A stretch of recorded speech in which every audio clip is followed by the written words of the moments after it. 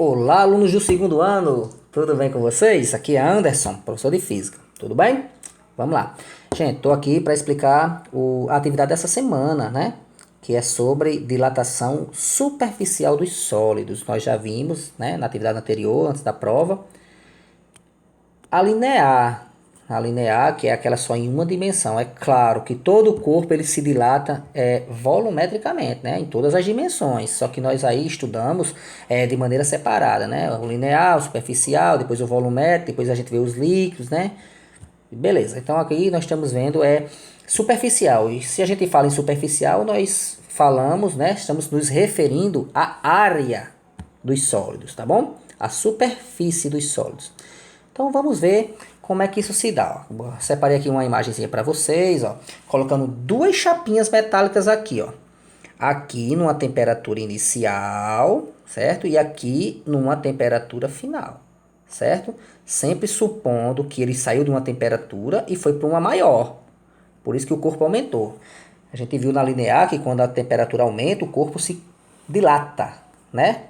Então aqui tá a chapinha, ó, e aqui, ó, depois que ela foi esquentada, ela ficou com um tamanho maior. Então essa parte aqui, ó, todinha que se excedeu é a parte em que aumentou. E esse aumento nós chamamos de dilatação. Como é um aumento de superfície, nós chamamos de dilatação superficial. Ok, gente? Tranquilo? Então, essa dilatação, assim como na linear, ela depende de três fatores. É lógico que quanto maior a área inicial, maior a tendência de se dilatar. Quanto maior a variação de temperatura, maior também será a dilatação. E depende também de que o corpo é feito, né? Tem corpos que têm a tendência de se dilatar maior do que outros. E é lógico que se essa temperatura diminui, o corpo ele não aumenta, ele diminui, né? Ele se contrai. Certo? Então, a dilatação, ela depende de três fatores. Ela depende de qual era a área inicial do corpo, ela depende de que é feito o corpo, as características desse material, por isso que tem esse coeficiente aí. Isso aí é a letra beta, né? Representa o coeficiente de dilatação superficial do corpo e o quanto essa temperatura ela aumentou ou diminuiu. Eu vou botar aqui ΔT, tá certo? Certo? Então, ela depende desses três fatores. Então, professor, então, quanto maior for o coeficiente de dilatação de um corpo, mais ele vai se dilatar? Não necessariamente, porque ele não depende só disso. Ele depende de três fatores. Ah, professor, então quer dizer que duas chapas metálicas com a mesma área inicial e feita do mesmo material, quanto maior a variação de temperatura de um em relação ao outro vai dilatar mais. Aí sim. Se os dois permanecerem constantes, então o que tiver maior variação de temperatura realmente vai aumentar mais. Professor, e se eu colocar a mesma superfície em dois materiais e variar a mesma temperatura, aquele que tiver o coeficiente de dilatação maior vai se dilatar mais? Sim, claro. O que permanecer constante nos outros dois vai depender só de um único termo. Agora que duas placas com características diferentes, com variação de tempos diferente e com áreas diferentes, aí vai ter que ir para o cálculo, tá? Porque é proporcional aos três. Beleza? Gente, e como a dilatação é em duas dimensões, então nós sabemos que o coeficiente de dilatação superficial ele é exatamente duas vezes o linear. E por sua vez, o linear é a metade do superficial, correto? Pronto. Se cair uma pergunta sobre dilatação superficial, muitas vezes ele gosta de confundir. Ele dá o coeficiente linear, ele não dá o superficial. Então você tem que estar ligado nisso daí. Se ele dá o linear, tu tem que multiplicar por 2, né?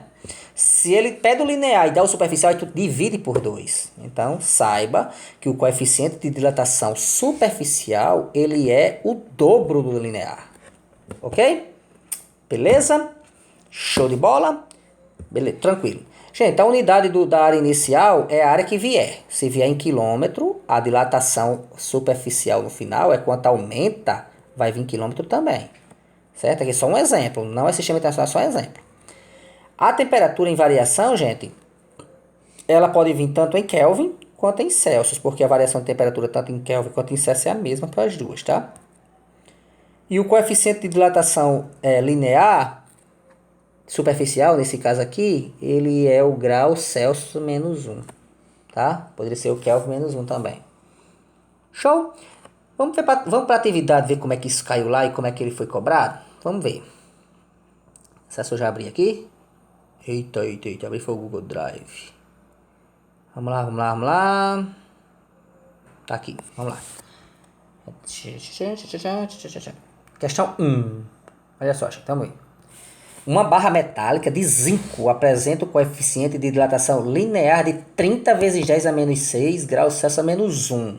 Indica o coeficiente superficial de uma chapa feita de zinco. Facílimo, gente. O que é que a questão está pedindo? Que você diga qual é o coeficiente superficial. Ele deu linear. Está aqui, 30 vezes 10 a menos 6. E o que é que a gente acabou de ver? Que o superficial é o dobro do linear. Logo, o dobro de 30 vezes 10 a menos 6 é 2 vezes 30 vezes 10 a menos 6. Ou seja, 60 vezes 10 a menos 6. Letra D. 60 vezes 10 a menos 6. Questão simples. Que só que você soubesse que o superficial é o dobro do linear. Então, letra D. Beleza, gente? Vamos para 2, ó. Uma chapa metálica com um furo central de diâmetro D é aquecida dentro de um forno. Com o aumento da temperatura, podemos afirmar... Gente, o que é que acontece aqui? Acontece aqui, ó. Por exemplo, ó. Tem aqui, ó, uma chapa metálica circular. E dentro tem um furinho. Show? Se você esquenta essa chapa, olha como é que ela vai ficar, ó. Ela vai aumentar o seu tamanho e a bolinha do meio, consequentemente, aumenta, porque se dilata junto. Acho que vocês já viram alguns experimentos, que é tipo assim, ó. É uma barrinha aqui e uma chapa com orifício assim. Aí bota uma bolinha de ferro aqui no meio. Aí ela não passa, mas quando você esquenta, ela passa, entendeu? É para provar que realmente esquentando se dilata. Então, quando você esquenta, tudo aumenta junto, entendeu? Então, vamos ver aqui na questão 2, ó. O furo permanece constante e a chapa aumenta a sua dimensão. A chapa aumenta, mas o furo também aumenta junto, né? O furo diminui enquanto a chapa aumenta. A chapa aumenta, mas o furo não diminui não, gente. Para diminuir tem que haver um resfriamento. Tanto a chapa quanto o furo permanecem com as mesmas dimensões. Não. Se você esquenta, vai se dilatar. Então as dimensões mudam, né? D. Tanto o furo quanto a chapa aumentam suas dimensões. Sim, aumenta os dois juntos. O furo diminui, não. O furo aumenta. Enquanto a dimensão da chapa permanece constante. Não. O furo aumenta. Então letra D, tá certo, gente? Os dois aumentam junto, porque estão se esquentando junto, né? Na verdade, não estão se esquentando junto coisa nenhuma. Aqui é uma coisa só, então... aumentariam junto se fosse... dois objetos diferentes, né? Mas o furo e a chapa no total, eles aumentam uniformemente. De maneira... juntos, né? Pronto, gente, agora uma questãozinha de cálculo, né? Ó, uma peça de ferro quadrada tem uma área total de 400 centímetros quadrados. Então, você vem aqui, ó. Vamos lá. Vamos botar aqui, ó. Questão 3. Vamos pegar os dados, ó. Ele já deu a área inicial, né? Ó. A área inicial de 400 centímetros quadrados. Continua. Após ter serrado a peça ao meio, ela foi submetida a uma temperatura superior, cujo aumento equivale a 30 graus Celsius. Ou seja, gente, a variação de temperatura é igual a 30 graus Celsius. Foi o que ele disse, aumentou a 30 graus Celsius, né? Beleza. Sabendo que o coeficiente é 5 vezes 10 a menos 6 graus Celsius a menos 1, então aqui, ó, o coeficiente, ele diz que é superficial. Sabendo que o coeficiente, qual será a área final da metade da peça? Gente, ele não disse se era superficial, linear ou volume, enfim. Então, vamos considerar que é o superficial, né? Já que está falando de área. Então, 5 vezes 10 a menos 6. Há um problema nessa questão. Ele deveria dizer se era o superficial ou linear. Mas, se ele não disse, vamos considerar o superficial. Qual será a área final? Gente, ele está querendo saber a área final. Foi o que faltou eu dizer lá. Gente, ó, nós temos a área inicial. Temos, né, ó? Beleza. Se nós esquentarmos um corpo, ele vai mudar de tamanho. Aí nós vamos passar a ter uma área final, que eu vou chamar de A. É lógico que essa área final, ela vai ser o quê? Ela vai ser a área que era, que é a inicial, mais a quantidade que aumentou, que é a dilatação. A área que era mais o que se dilatou. Se junta os dois, aí tem a área final. Logo, a área final é igual à área inicial mais a dilatação superficial, o que aumentou. Beleza? Então, aqui nós vamos fazer o que nessa questão? Nós vamos calcular ele já dá a área inicial, né? É só calcular a, área, a dilatação. Aí a gente soma tudo no final. Só tem uma coisa para tomar cuidado nessa questão, é o seguinte. Que ele diz que foi serrada ao meio, né? Então, se foi serrada ao meio, uma coisa que era 400 centímetros quadrados foi serrada ao meio, nós temos a metade da área. Não serrou ao meio? Nós temos a metade. Logo, a área inicial, nós não vamos usar o 400, nós vamos usar o 200 centímetros quadrados, porque foi serrado ao meio. A variação de temperatura, né? 30 graus Celsius.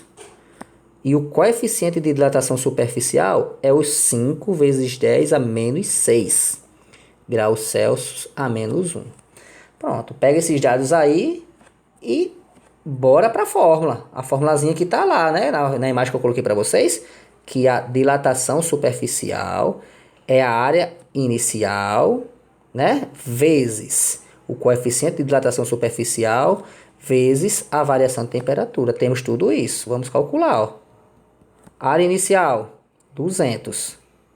Não se preocupa com a unidade, porque se está centímetros quadrados, a dilatação vai ser em centímetros quadrados.